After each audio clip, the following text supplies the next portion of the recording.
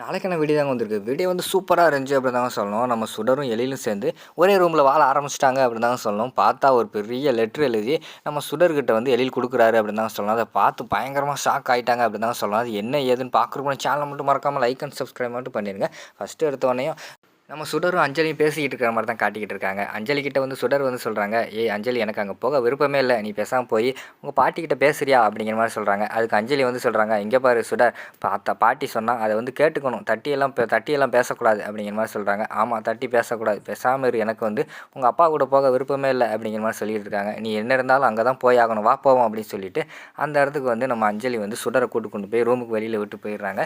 சரி என்ன பண்ண, உள்ளே போவோம் அப்படின்னு சொல்லிட்டு அந்த இடத்துக்குள்ளே வந்து நம்ம சுடர் வந்து உள்ளே போகிறாங்க. உள்ளே போனதே சரின்னு கபோர்டை திறந்து துணியெல்லாம் எடுத்து வெளியில் போட போகிறாங்க. அப்போ வந்து நம்ம எழில் வந்து கேட்குறாரு, எதுக்கு என் கபோர்டை வந்து திறக்கிற அப்படிங்கிற மாதிரி சொன்னோன்னே, என்னது உங்கள் கபோர்டா, இனிமேல் இது வந்து நம்ம கபோர்டு சரியா, இந்த ரூமை நம்ம 2 பேர் ஷேர் பண்ணுறோம்னா இங்கே இருக்கிற எல்லாத்தையுமே நமக்கு வந்து உரிமை இருக்குது சரியா, அதனால் வந்து இந்த கபோர்டில் என்னோட ட்ரெஸ்ஸை வைக்க போகிறேன் அப்படிங்கிற மாதிரி சொல்லிட்டு இருக்காங்க. இங்கே பேர் தேவையில்லாமல் இருக்காத, உன் ட்ரெஸ்ஸை வேறு ஏதாவது ஒரு மூலையில் வச்சுக்கோ, கபோர்டுக்குள்ளெல்லாம் வைக்கக்கூடாது அப்படிங்கிற மாதிரி சொல்கிறாங்க. என்னது கபோர்டுக்குள்ளே வைக்கக்கூடாதா, இந்த ரூமில் எல்லாத்துக்குமே உரிமை இருக்குன்னு சொல்லிட்டேன், அப்படின்னா அந்த கபோர்டுலையும் எனக்கு வந்து உரிமை இருக்குது, அதனால் பாதி உங்கள் ட்ரெஸ்ஸு பாதி ஏன் ட்ரெஸ்ஸு சரியா அப்படின்னு சொல்லிட்டு அவர் ட்ரெஸ்ஸெல்லாம் எடுத்து வெளியில் போடுறாங்க. திருப்பி போய் நம்ம எழில் வந்து தூக்கி ட்ரெஸ்ஸை திருப்பி உள்ளே வைக்காங்க. ஹலோ இங்கே பாருங்கள், இப்போ நீங்கள் ட்ரெஸ்ஸை உள்ளே வைக்கவில்லைன்னா நான் வந்து கனவழி அம்மா கிட்ட போய் சொல்லிடுவேன், நான் வந்து அந்த ரூமில் இருக்க மாட்டேன்னு சொல்லிட்டு அப்படின்னு சொல்லிட்டு மிரட்டுறாங்க. இங்கே பாரு, அம்மாக்காக தான் உன்னை பொறுத்துக்கிட்டு இருக்கேன், இல்லைன்னா இங்கே நடக்கிறதே வேறு அப்படிங்கிற மாதிரி எழில் சார் சொல்லிக்கிட்டு இருக்காங்க. ஹலோ இங்கே பாருங்கள் சார், நானும் விருப்பப்பட்டு இந்த ரூமுக்கெல்லாம் வரல, நானும் கஷ்டப்பட்டு தேவையில்லை அப்படின்னு சொல்லிட்டு தான் வந்திருக்கேன், அதுவும் அம்மாவோட உடம்புக்காக தான் இங்கே வந்திருக்கேன் சரியா, நீங்கள் தேவையில்லாமல் என்னை வந்து சீண்டிக்கிட்டு இருக்காதீங்க, ஒழுங்கு அவங்க ட்ரெஸ் எல்லாம் எடுத்து வைங்கன்னு சொல்லிட்டு ட்ரெஸ் எல்லாம் எடுத்து வச்சுக்கிட்டு இருக்காங்க. எதுக்கு நீ இவ்வளோ ட்ரெஸ் எடுத்து கொண்டு வந்து இங்கே வச்சுக்கிட்டு இருக்க அப்படிங்கிற மாதிரி வந்து எழில் வந்து கேட்குறாங்க. ஹலோ சார், எவ்வளோ ட்ரெஸ்ஸாக இருந்தால் என்ன, என் ட்ரெஸ்ஸு ஃபுல்லாக இங்கே தான் வைக்க போகிறேன் அப்படின்னு சொல்லிட்டு உள்ளே எல்லா ட்ரெஸ்ஸுமே வச்சிடுறாங்க. வச்சு முடிச்சுட்டு அதுக்கடுத்த சீனில் வந்து அங்கிட்டு பார்த்தா நம்ம இந்து இருக்காங்களே, இந்து வந்து ரொம்ப சந்தோஷமாக இருக்காங்க. எப்படியோ வந்து என் தங்கச்சியையும் என்னோட ஹஸ்பண்டையும் சேர்த்து வச்சாச்சு, அவங்க 2 பேரும் ஒரே ரூமில் தங்க ஆரம்பிச்சிட்டாங்க, இப்போ என்ன பண்ணிக்கிட்டு இருப்பாங்கன்னு தெரியலையே, போய் அவங்க என்ன பண்ணுறாங்க ஏது பண்ணுறாங்கன்னு பார்ப்போம் அப்படின்னு சொல்லிட்டு உள்ளே போய் அவங்க ரூமுக்குள்ளே போய் பார்க்காங்க. பார்த்தா ஒரு பேப்பரில் வந்து எழில் ஏதோ எழுதிக்கிட்டு இருக்கிற மாதிரி காட்டிகிட்டு இருக்காங்க. பார்த்தா அவர் என்ன எழுதிக்கிட்டு இருக்காருன்னா, இத்தனை மணிக்கு எந்திரிக்கணும், இத்தனை மணிக்கு யோகா செய்யணும், இத்தனை மணிக்கு தான் பாத்ரூம் போகணும் அப்படின்னு என்னென்னமோ ரூல்ஸ் படி டைம் போட்டு எழுதி வச்சுக்கிட்டு இருக்காரு. அதை பார்த்தோன்னே ஷாக் ஆயிடுச்சு, என்னடா இவர் இப்படி பண்ணிக்கிட்டு இருக்காரு, சுடர் கூட சந்தோஷமாக இருப்பார்னு பார்த்தா இவர் என்ன இப்படி எழுதிக்கிட்டு இருக்காரு அப்படின்னு சொல்லிட்டு அவங்க யோசிச்சுக்கிட்டு இருக்காங்க. அந்த நேரத்தில் வந்து சுடர் வந்து உள்ளே வராங்க. சுடர் உள்ளே வந்தோடனே எழில் வந்து சொல்கிறாங்க, சுடர் அப்படின்னு சொல்லிட்டு அந்த பேப்பரை வந்து நீட்டுறாங்க. என்ன பேப்பர் சார் அப்படின்னு சொல்லிட்டு வாங்கி பார்க்காங்க. அதில் பார்த்தா காலையில் 4 மணிக்கெல்லாம் எந்திக்கணும், அதுக்கடுத்து யோகா பண்ணணும், அப்படி இப்படின்னு என்னென்னமோ எழுதியிருக்கு, இதெல்லாம் என்னால் வந்து ஃபாலோ பண்ண முடியாது சார் அப்படிங்கிற மாதிரி சொல்கிறாங்க. ஹலோ, ரூமில் மட்டும் பாதி பங்கு கேட்கல, என் ரூமில் இருந்தால் என் ரூல்ஸ் படி தான் இருக்கணும் அப்படிங்கிற மாதிரி சொல்லிட்டு இருக்காங்க. உங்கள் ரூல்ஸ் படியெல்லாம் இருக்க முடியாது, நீங்கள் வேணால் உங்கள் ரூல்ஸ் படி இருந்துக்கோங்க, நான் ஏன் இஷ்டப்படி தான் இருப்பேன் அப்படிங்கிற மாதிரி வந்து அந்த இடத்துல வந்து சுடர் சொல்கிறாங்க. இங்கே பாரு, அதெல்லாம் எனக்கு தெரியாது, என்னோட ரூமில் இருந்தால் என்னோடய ரூல்ஸ் படி தான் இருந்து ஆகணும் அப்படிங்கிற மாதிரி சொல்லிகிட்டு இருக்காங்க. என்ன சார் இப்படி ரூல்ஸ்னு பேசிகிட்டு இருக்கீங்க, எப்படி சார் எல்லாமே ரூல்ஸ் படி தானா, பாத்ரூம் போனால் கூட ரூல்ஸ் படி இத்தனை மணிக்கு தான் போகணும்னு எழுதி வச்சுருக்கீங்களே, அது எப்படி தும்மல் வந்தால் கூட அந்த டைத்து தான் தும்மணுமா, என்ன சார் நீங்கள்லாம் ஒரு டாக்டரா, நீங்கள் எப்படி டாக்டர் வந்து காசு கொடுத்து பாஸ் ஆகிட்டீங்களா, என்ன சார் இப்படி இருக்கீங்க அப்படின்னு சொல்லிட்டு அந்த பேப்பரை கிழிச்சு விட்டெறிஞ்சிட்டு போயிடுறாங்க. இவளை என்ன பண்ணுறது அப்படின்னு சொல்லிட்டு அந்த இடத்துல கோவத்தை வந்து கட்டுப்படுத்திக்கிட்டு இருந்து நம்ம எழில் இருக்கிற மாதிரி காட்டிக்கிட்டு இருக்காங்க.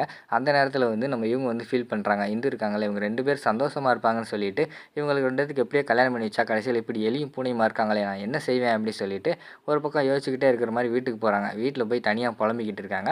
அப்போ வந்து அங்கே வந்து தீபா வந்து வராங்க. என்ன பேய் மேடம், என்ன புலம்பிக்கிட்டு இருக்கீங்க அப்படிங்கிற மாதிரி கேட்டவொடனே வீட்டில் நடந்ததெல்லாம் சொல்கிறாங்க. நான் எவ்வளோ கஷ்டப்பட்டு அவங்க 2 பேர்த்த வந்து ஒன்று சேர்த்து வச்சேன், கடைசியில் பார்த்தா அவங்க 2 பேர் இப்படி சண்டை போட்டுக்கிட்டு இருக்காங்களே, நான் என்ன பண்ணுவேன் அப்படின்னு சொல்லிட்டு அவங்க அந்த இடத்துல ஃபீல் பண்ணிக்கிட்டு இருக்கிற மாதிரி காட்டிக்கிட்டு இருக்காங்க.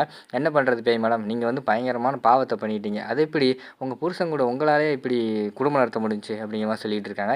இங்கே பாரு, என் புருஷனை பற்றி நீ தப்பாக பேசாத அப்படிங்கிற மாதிரி சொல்லிட்டு இருக்காங்க. பிறகு என்ன மேடம், பாத்ரூம் போகிறது கூட வந்து டைம் எழுதி வச்சிருக்காருன்னா அவர் எப்படி இருப்பாருன்னு பார்த்துக்கோங்க அப்படின்னு சொல்லிட்டு அந்த இடத்துல தீபா வேறு கிண்டல் பண்ணுறாங்க. தீபா இங்கே பாரு, கிண்டல் பண்ணிக்கிட்டு இருக்காத, நான் சொல்கிறத மட்டும் கேளு, இப்போ அவங்க 2 பேரும் சேர்த்து வைக்கணும், என்ன பண்ணுறது அப்படின்னு சொல்லிட்டு யோசிச்சுட்டு இருக்காங்க. தீபா வந்து சொல்கிறாங்க, பேசாமல் லவ் பண்ண வைங்க, அப்போ தான் சரியாக வரும் அப்படிங்கிற மாதிரி சொன்னோடனே சரி, சுடர் மனசில் வந்து ஃபஸ்ட்டு எழிலை பற்றி ஆசை வர வைப்போம், அதுக்கடுத்து வந்து அவங்க 2 பேரும் புரிஞ்சு சந்தோஷமாக வாழ்வாங்கன்னு நினைக்கிறேன், ஃபஸ்ட்டு வந்து சுடருக்கு வந்து எழிலை பிடிக்க வைக்கணும் அப்படிங்கிற மாதிரி சொல்லிட்டு அவங்க அந்த இடத்துல பேசிக்கிட்டு இருக்கிற மாதிரி தான் காட்டிக்கிட்டு இருக்காங்க. அடுத்து பார்த்தா மறுநாள் நைட் ஆயிடுச்சு. நைட் ஆனவொடனே பார்த்தோம்னா டக்குன்னு எல்லாருமே தூங்கிடுறாங்க. விடிய கற்கால் 4 மணிக்கு அலாரம் அடிக்கிறதுக்கு முன்னாடியே நம்ம எழில் வந்து எந்திரிச்சிடுறாரு. எந்திரிச்சு லைட்டை போட்டுறாரு. நம்ம சுடருக்கு வந்து லைட்டை போட்டவொடனே முழிப்பு தட்டிடுது. என்ன இவரு 4 மணிக்கெல்லாம் இப்படி லைட்டை போடுறாரே அப்படின்னு சொல்லிட்டு அவங்க ஒரு பக்கம் ஃபீல் பண்ணிக்கிட்டு இருக்காங்க. பார்த்தா போய் யோகா அதெல்லாம் செய்ய ஆரம்பிச்சிட்டாரு. இவங்களுக்கு தூக்கமே வரல. உருண்டு உருண்டு பிறண்டு அந்த பக்கம் இந்த பக்கம் பார்த்து படுத்துக்கிட்டு இருக்காங்க. டக்குன்னு போய் குளிக்காரு, டக்குன்னு ஃபாக்ஸிங் எல்லாம் பண்ணுறாரு, என்னென்னமோ பண்ண ஆரம்பிச்சிட்டாரு. குரலை வித்தையெல்லாம் பல குரலை வித்தையை தெறிக்க விட்டுக்கிட்டு இருக்காரு நம்ம எழில். நம்ம சுடரால் தூங்கவே முடியல. அங்கிட்டு இங்கிட்டு பிறண்டு பார்க்காங்க. டக்குன்னு பார்த்தா ஜன்னல்லாம் திறந்து விட்டுறாரு. சூரிய ஒளியெல்லாம் உள்ளே படுது இவங்க மேலே. இவங்களால எதுவுமே பண்ண முடியல. என்னடா பண்ணுறது அப்படின்னு சொல்லிட்டு இவங்க யோசிச்சுக்கிட்டே இருக்காங்க. டக்குன்னு எந்திரிக்காங்க. இதுக்கு மேலே சரியாக வராது, நம்மளை இப்படி பழி வாங்குறாருல, இவரை சும்மா விடக்கூடாது அப்படின்னு சொல்லிட்டு நம்ம எழில் வந்து வெயிட் பண்ணிக்கிட்டு இருக்காரு. கரெக்டாக டயத்துக்கு குளிக்க போகணுன்னு சொல்லிட்டு அந்த டயத்துக்கு கரெக்டாக ஒரு 10 செகண்டுக்கு முன்னாடி டக்குன்னு டவல் எடுத்துகிட்டு உள்ளே போயிடுறாங்க. பாத்ரூம்குள்ளே போயிடுறாங்க. நம்ம சுடர் வந்து போயிடுறாங்க. போன உடனேயுமே ஏய் சுடர் இங்கே வா, வெளியில் வா, இது என்னோடய டைம், நான் குளிக்கிற டைம் அப்படிங்கிற மாதிரி சொல்லிக்கிட்டு இருக்காங்க. அதெல்லாம் கிடையாது சார், ஒரே ரூமில் தானே இருக்கோம், பாத்ரூம் ஒரே பாத்ரூம் தான், 2 பேரும் ஒரே மாதிரி தான் யூஸ் பண்ணி ஆகணும், நான் குளிச்சுட்டு வந்த பிறகு நீங்கள் குளிங்க அப்படிங்கிற மாதிரி சொல்கிறாங்க. ஏய் வெளியில் வா, நான் வந்து ஹாஸ்பிட்டல் கிளம்பணும், எனக்கு நேரம் ஆயிடுச்சு அப்படிங்கிற மாதிரி சொல்கிறாங்க. ஹாஸ்பிட்டல் கிளம்பணுன்னா நீங்கள் சீக்கிரமாகவே கிளம்புங்க, அதெல்லாம் எனக்கு தெரியாது, நீங்கள் வேறு பாத்ரூமில் போய் குளிங்க, இன்றைக்கி அப்படி உங்களுக்கு அவசரமாக போகணும்னு நினச்சிங்கன்னா நீங்கள் வந்து குளிக்காமே ஹாஸ்பிட்டல் போங்க அப்படின்னு சொல்லிட்டு கிண்டல் பண்ணிக்கிட்டு இருக்க மாதிரி தான் காட்டிக்கிட்டு இருக்காங்க. அதோட பார்த்தீங்கன்னா இந்த எபிசோடு வந்து முடிச்சிடுறாங்க.